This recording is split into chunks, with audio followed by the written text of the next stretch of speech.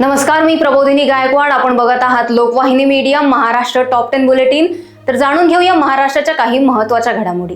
नगरपंचायत निवडणुकीत ईव्हीएम घोळ. भंडारा जिल्ह्यात 7 कर्मचाऱ्यांना केले निलंबित. मनरेगा कायदा कायम ठेवावा. VBG रामजी विधेयक मागे घ्या. शेतमजूर युनियनने जिल्हाधिकाऱ्यांकडे दिले निवेदन. नांदेडमध्ये राष्ट्रवादी नेत्याचे अपहरण व मारहाण. घटना CCTVत कैद. छत्रपती संभाजीनगर मनपा निवडणुकीत मित्र पक्षांमध्ये वाद. विकास कामांवर आरोप प्रत्यारोप. नागरिकांचे प्रश्न चर्चेत समोर. KDMC निवडणुकीच्या उमेदवारांच्या मुलाखती दरम्यान उद्धव ठाकरे गटात हाणामारी. 2 जण जखमी. पोलीस ठाण्यात तक्रार दाखल.